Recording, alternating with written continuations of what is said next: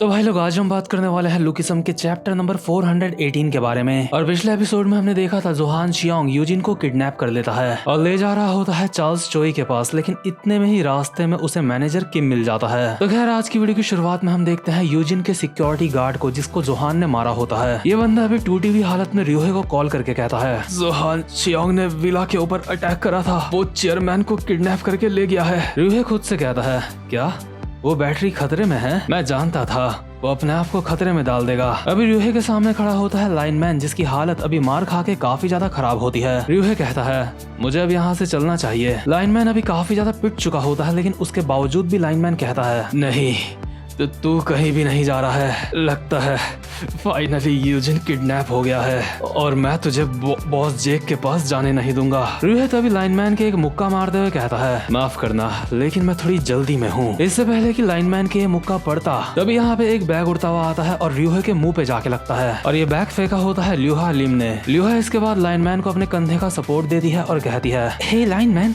क्या तुम ठीक हो? लाइनमैन अपने पेट में हाथ लगाते हुए कहता है ल्यूहा मुझे तो लगा था तुमने बिग डील छोड़ दी है। ल्यूहा कहती है हाँ मैं यहाँ से जा ही रही थी, लेकिन मैंने सोचा उससे पहले एक बार तुम लोगों को देख लूं। लाइनमैन कहता है क्या तुम वापस आ गई? तुम्हारे वापस आने से मेरा दोबारा से नंबर 6 हो जाएगा बिग डील में। ल्यूहा कहती है इस वक्त ये बात जरूरी नहीं है। अभी जो ल्यूहा होता है हैरान होकर इनकी बातें सुन रहा होता है और अपने मन में बोलता है जो भी ये बोल रहे हैं इसका मतलब क्या है, क्योंकि ऑब्वियसली ल्यूहे को कोरियन भाषा समझ नहीं आती है। इसके बाद ल्यूहे अपनी बाइक में बैठता है और जापानीज भाषा में कहता है ए लड़की मेरी बात सुन। ल्यूहा अभी फाइटिंग पोजीशन में आ जाती है और कहती है क्या हुआ, आखिर तुम क्या चाहते हो, यहाँ से चले जाओ। ल्यूहा कहता है लड़की हार मान जा, मैं तुझे प्यार नहीं कर सकता क्योंकि मेरे दिल में पहले से कोई और लड़की है। चल बाय, मैं यहाँ से जा रहा हूँ। और ल्यूहे यहाँ से चला जाता है। इसके बाद ल्यूहा कहती है आखिर वो गधा था कौन? वैसे मुझे समझ नहीं आया कि उसने बोला क्या, लेकिन पता नहीं क्यों मुझे बहुत बुरा लग रहा है। हे लाइनमैन आखिर ये कहाँ जा रहा था? लाइनमैन अभी जमीन में बैठा हुआ होता है और कराहते हुए कहता है यूजिन किडनैप हो गया है, ये बॉस जेक का प्लान था। ल्यूहा कहती है क्या जेक का प्लान? लाइनमैन कहता है हाँ बॉस जेक जानते थे कि यूजिन के बिना वर्कर्स की हालत खराब हो जाएगी, इसलिए उन्होंने ये प्लान बनाया। और ये जो बंदा यहाँ पे था इसको जैसे ही कॉल आया ये यहाँ से चला गया और इस चीज को देख के तो ऐसा ही लगता है जैसे यूजिन किडनैप हो गया है। ल्यूहा कहती है अबे मुझे तुमने ये बात क्यों नहीं बताई बे? जेक ने मुझे कहा था कि जैसे ही वॉर स्टार्ट होगी मुझे यहाँ से निकल लेना है। अगर हम ये वॉर जीतने ही वाले थे तो उसने मुझे ऐसा क्यों कहा? आखिर वो मुझे यहाँ से क्यों भेज रहा था? क्या मैं बिग डील का हिस्सा नहीं हूँ? और जो ल्यूहा होती है उसकी आंखों से आंसू आने लगते हैं और वो गुस्से में यहाँ से जाने लगती है। तभी लाइनमैन कहता है हे ल्यूहा रुक जाओ, बॉस जेक ने ऐसा इसलिए करा क्योंकि उन्हें तुम्हारी चिंता थी बस। लेकिन जो ल्यूहा होती है नाराज होके यहाँ से भाग जाती है। तो खैर इसके बाद सीन शिफ्ट होता है और हम देखते हैं एक पुराना सीन। अभी टॉम ली और मैनेजर किम साथ में जा रहे होते हैं। टॉम मैनेजर किम को कहता है तुम्हें रफली इसका आइडिया है ना कि क्या चल रहा है यहाँ पे? मैनेजर किम कहते हैं हाँ जोहान ने चेयरमैन यूजिन को किडनैप कर लिया है ना? टॉम कहता है हाँ तुमने बिल्कुल सही कहा, चीजें इस समय काफी ज्यादा कॉम्प्लिकेटेड हैं। हमारी वजह से वर्कर्स की वाट लग चुकी है, लेकिन उससे भी ज्यादा जरूरी बात जोहान हमारे लिए काफी ज्यादा जरूरी है, हम उसको खो नहीं सकते। मैनेजर किम कहते हैं हाँ मैं आपकी बात से सहमत हूँ। तो क्या इसका मतलब ये है कि आप चुपचाप से बैठ के सब कुछ देखते रहोगे और जोहान को यूजिन को किडनैप करने दोगे? टॉम कहता है नहीं मैं ऐसा नहीं कर सकता। अगर यूजिन मारा गया तो वर्कर्स खत्म हो जाएगी, लेकिन अब भी ऐसा कुछ है जो मुझे यूजिन से चाहिए, इसीलिए मेरे पास इस प्रॉब्लम से निपटने का एक आसान रास्ता है। मैनेजर किम कहते हैं अच्छा और वो रास्ता क्या है? टॉम कहता है हम जोहान शियोंग को किडनैप कर लेंगे। हम ना ही इस वक्त जोहान को खोना चाहते हैं और ना ही वर्कर्स को खोना चाहते हैं, इसलिए हमें जोहान को किडनैप करना पड़ेगा ताकि वो यूजिन को किडनैप ना कर पाए। अभी वर्कर्स के बंदे पक्का यूजिन को बचाने के लिए निकल चुके होंगे, लेकिन इससे पहले कि उनका सामना जोहान से हो हम जोहान को किडनैप कर लेंगे। जब वर्कर्स वहाँ पे पहुँच जाएंगे तो उनका पहला मकसद यूजिन को बचाना होगा और जब वो लोग ऐसा कर रहे होंगे उस वक्त हम जोहान शियोंग को छुपा देंगे। उसके बाद मैं यूजिन से खुद बात करूंगा और सब कुछ सॉल्व करूंगा। लेकिन तभी मैनेजर किम टॉम के बिल्कुल मुंह के पास आते हैं और कहते हैं बॉस क्या आप मुझसे ये कोई मजाक कर रहे हो? टॉम कहता है क्या मतलब मैं मजाक कर रहा हूँ? मुझसे ऐसे बात मत करो, मैं तुम्हारा बॉस हूँ। मैनेजर किम कहते हैं आप हमें ऐसा सॉल्यूशन कैसे दे सकते हैं? हम पड़ोस के कोई गुंडे मवालियों का ग्रुप नहीं है। आप बोल रहे हो कि हम जोहान शियोंग को किडनैप कर लें? क्या ये कोई मजाक है? आखिर ये आसान रास्ता कैसे हो सकता है इस सिचुएशन से निपटने का? उस बंदे को किडनैप करना कोई हलवा नहीं है। और वहीं हम प्रेजेंट मोमेंट में देखते हैं मैनेजर किम और जोहान की फाइट स्टार्ट हो चुकी होती है। जोहान अभी उछल के मैनेजर किम के मुंह पे एक लात मारता है, लेकिन मैनेजर किम इस अटैक को डॉच कर लेते हैं। मैनेजर किम जोहान के अटैक से बचते बचते अपने मन में बोल रहे होते हैं, व्हाइट टाइगर जॉब सेंटर का प्लान है जोहान शियोंग को किडनैप करना, इसलिए मुझे जोहान शियोंग को यहाँ पे हराना ही होगा। लेकिन वर्कर्स के यहाँ पे आने से पहले तक ये करना ये बिल्कुल नामुमकिन है। तभी जो मैनेजर किम होते हैं अचानक से जोहान के कंधे में हाथ रख के हवा में उछलते हैं और जोहान की गुद्दी में पड़ने वाला होता है अभी एक खतरनाक सा मुक्का। लेकिन जोहान कोई मामूली बंदा नहीं है, इसलिए जो जोहान होता है मैनेजर किम के एक लात मार के उनको दूर गिरा देता है। बट मैनेजर किम ने भी अपने दोनों हाथों से इस अटैक को ब्लॉक कर लिया होता है, इसलिए उनको कुछ भी असर नहीं हुआ होता, बस वो दूर गिरे होते हैं। मैनेजर किम अभी सीरियस होकर खुद से बोल रहे होते हैं, शिट, मैं यहाँ पे ज्यादा समय बर्बाद नहीं कर सकता, मुझे ये जल्दी करना होगा। लेकिन एक सेकंड, लगता है सिर्फ मैं ही नहीं हूँ यहाँ पे जिसको जल्दी है। मैनेजर किम अभी ये देख के काफी ज्यादा हैरान हो जाते हैं जो जोहान है अभी वो अपनी कार की तरफ भाग रहा होता है, क्योंकि जोहान शियोंग को भी काफी ज्यादा जल्दी होती है चार्ल्स चोई के पास जाने की, इसलिए वो भी यहाँ पे फाइट करके अपना समय बर्बाद नहीं कर सकता। ये दोनों ही इस वक्त टाइट सिचुएशन में होते हैं और जैसे ही जोहान यहाँ से भाग रहा होता है तभी जो मैनेजर किम होते हैं अपना CQC एक्टिवेट कर देते हैं और मैनेजर किम का CQC सर्कल वैरन से काफी ज्यादा बड़ा होता है, जिस वजह से जोहान मैनेजर किम से काफी दूर जाने के बावजूद भी मैनेजर किम के सर्कल के अंदर होता है। और अगर एक बार कोई मैनेजर किम के सर्कल के अंदर आ गया तो उसका बच पाना लगभग नामुमकिन होता है, क्योंकि CQC टेक्निक काफी ज्यादा खतरनाक होती है। मैनेजर किम कहते हैं, हे बच्चे, बिना गुड बाय कहे यहाँ से जा रहा है, मुझे लगता है ये करने से मुझे कोई भी दिक्कत नहीं होगी, बस मुझे तुझे जान से नहीं मारना है। और मैनेजर किम सीधा CQC एक्टिवेट करके जोहान के ऊपर एक ही सेकंड के अंदर काफी सारे अटैक कर देते हैं और अपने मन में बोल रहे होते हैं, मैंने अपनी ताकत को कंट्रोल करके इसके मारा है, मैंने बस इसके इतना मारा है जिससे ये बस बेहोश हो जाए, मैं इसको जान से नहीं मारना चाहता। लेकिन जो जोहान होता है उसको बेहोश कर पाना काफी ज्यादा मुश्किल होता है। जोहान ने अपने दोनों हाथों से मैनेजर किम के सारे अटैक्स को ब्लॉक कर लिया होता है। मैनेजर किम कहते हैं, जोहान, अब मुझसे और जूझना बंद करो, मुझे पता है तुम एक जीनियस हो, अब बस करो। साथ ही साथ में मैनेजर किम अपने मन में भी बोल रहे होते हैं, अफसोस, जोहान एक काफी ज्यादा ताकतवर इंसान है, ये टेक्निक उसके ऊपर काम नहीं करेगी। मतलब कि अगर मैनेजर किम फुल पावर के साथ जोहान के ऊपर ये अटैक मारते तो शायद जोहान को कोई असर हो जाता या फिर वो बेहोश हो जाता, लेकिन मैनेजर किम ऐसा नहीं कर सकते क्योंकि वो जोहान को जान से नहीं मारना चाहते। वैसे भी CQC टेक्निक इतनी खतरनाक तो होती ही है कि अपनी फुल पोटेंशियल में वो किसी की भी वाट लगा दे। तभी मैनेजर किम जोहान की तरफ देखते हैं और काफी ज्यादा हैरान होते हैं और अपने मन में बोल रहे होते हैं, एक सेकंड,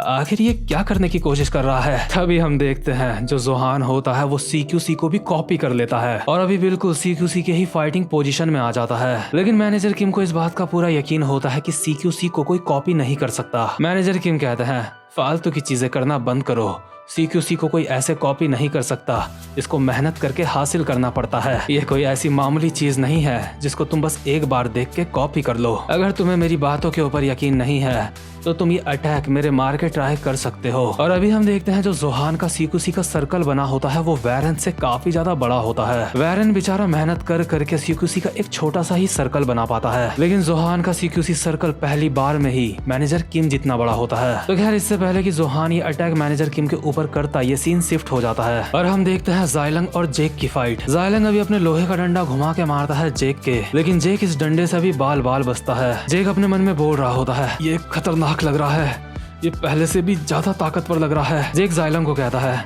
जब हम पहले लड़े थे तुम मुझे उससे ज्यादा ताकतवर लग रहे हो। जायलंग इसके बाद जेक के ऊपर एक और अटैक मारता है, लेकिन जेक इसको भी डॉज कर लेता है। जायलंग अभी जेक के अटैक मारते मारते बोल रहा होता है, अच्छा, मैं पहले से ज्यादा ताकतवर लग रहा हूँ, लेकिन तुझे बता दूं, किसी की रक्षा करने के लिए फाइट करना और किसी को जान से मारने के लिए फाइट करना, ये दोनों की दोनों काफी ज्यादा अलग चीजें हैं। जायलंग इसके बाद जेक के एक और अटैक मारता है, लेकिन जेक इसको भी डॉज कर लेता है। और जायलंग के जितने भी अटैक होते हैं ये सारे के सारे इतने ज्यादा खतरनाक होते हैं कि अगर ये जेक के पड़ गया तो जेक बस पड़ा ही रहेगा। जेक अभी जायलंग के हमलों से बस बच ही रहा होता है और अपने मन में बोल रहा होता है, मुझे मौका नहीं मिल पा रहा है इसके ऊपर अटैक करने का, मुझे इसके करीब जाके इसको पकड़ना होगा। तभी जो जेक होता है मौका देख के जायलंग के पास आता है और कहता है, तुझे मुझे अपने इतने पास आने नहीं देना चाहिए। और जैसे ही जेक अभी जायलंग के एक मुक्का मारने वाला होता है तभी जो जायलंग होता है अपने डंडे का सपोर्ट लेके हवा में उछल के जेक के मुंह पे एक लात मार के उसको दूर फेंक देता है। इसके बाद जायलंग स्टाइल से अपना डंडा घुमाते हुए कहता है, क्या मुझे तुझे अपने नजदीक नहीं आने देना चाहिए। खैर, मैं ऐसा करने की सोच भी नहीं रहा हूँ। इसके बाद जाइलंग अपने डंडे से जेक के पेट में एक और अटैक करता है और इस समय जेक की हालत काफी ज्यादा खराब हो चुकी होती है और वो अपने मन में सोच रहा होता है तो क्या यही है जाइलंग की असली ताकत? जेक अभी जमीन में गिर चुका होता है और जाइलंग अपने डंडे को स्टाइल से घुमाते हुए कहता है, जेक किम, आखिर तू ये क्या कर रहा है? क्या तू जमीन में पड़े पड़े मुझसे फाइट करने की सोच रहा है? जल्दी आ, मेरे ऊपर अटैक कर, तुझे बिग डील को बचाना है। जेक अभी जमीन में पड़ा पड़ा बोल रहा होता है, मेरे समझ नहीं आ रहा है आखिर ये सब कुछ चल क्या रहा है? आखिर तू इस तरह से फाइट कैसे कर सकता है?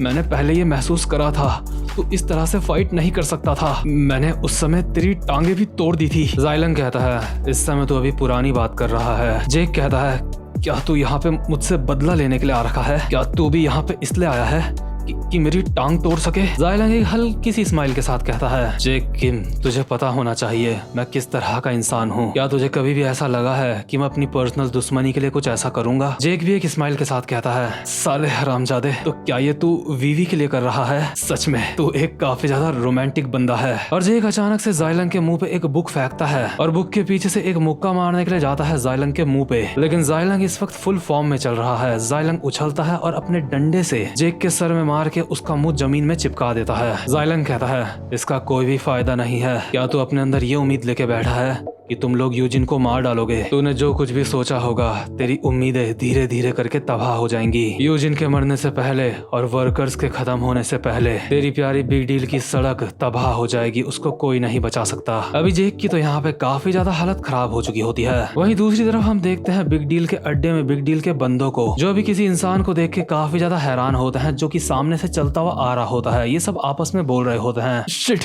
यहाँ पे कोई और भी आ रहा है, आखिर ये कौन है?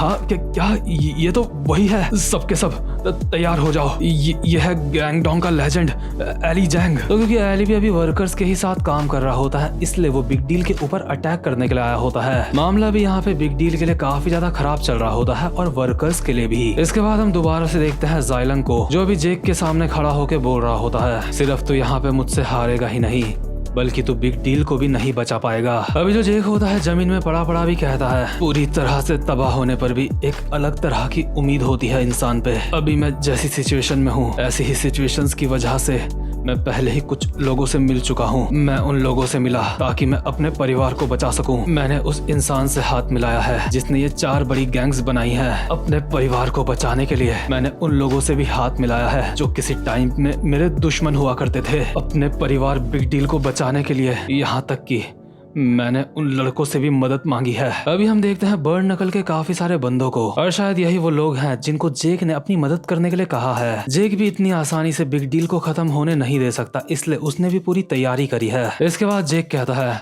और वो वजह जिस वजह से मैं हार नहीं मान सकता। जेक अपनी जगह पे खड़ा होता है और अपना शर्ट का एक हिस्सा फाड़ते हुए कहता है, तेरे लास्ट अटैक से मैंने ये अंदाजा लगा लिया है कि तुझे कैसे हराना है। और जेक अपनी शर्ट को फाड़ के अपने हाथ में लपेट देता है। साथ ही साथ में जेक अपने मन में बोल रहा होता है, मेरे दुश्मन के पास ये पोल जैसा हथियार है। अगर इस वेपन से मेरे ऊपर 1-2 अटैक और पड़ गए तो मैं ये फाइट यहीं पे हार जाऊंगा। मेरे पास बस एक मौका है, मैं अब सब कुछ तुम्हारे ऊपर छोड़ता हूँ, प्लीज हमारी मदद करो। तुम्हें भी इस वक्त बिग डील का हीरो बनना होगा। और यहाँ पे बात हीरो की आ ही गई है, तो युनटे ली पीछे कैसे रह सकता है। अभी जेक जिस बंदे से उम्मीदें लगा रहा होता है वो होता है वास्को। वास्को भी अभी गैंग शो में पहुंच जाता है और कहता है, हम गैंग शो पहुंच चुके हैं, चलो अब वर्कर्स को सबक सिखाते हैं। अभी जो अपना वास्को है वो बर्न नकल का तो हीरो है ही, लेकिन अभी उसे बिग डील का भी हीरो बनना है। तो खैर मामला यहाँ पे काफी ज्यादा चटपटा हो गया है और इसी के साथ ये वाला चैप्टर भी यहीं पे खत्म होता है। और उम्मीद करता हूँ कि आपको आज की वीडियो भी अच्छी लगी हो। तो अगर आपने मेरे चैनल को सब्सक्राइब नहीं करा है तो जल्दी से मेरे चैनल को सब्सक्राइब कर लो, क्योंकि अब वो टाइम भी आने वाला है जब मैं अपने चैनल पे लुकिसम के अलावा कोई और भी मानवा एक्सप्लेन करने वाला हूँ। तो खैर अब मैं मिलूंगा आपसे अपनी नेक्स्ट वीडियो में, तब तक के लिए गुड बाय।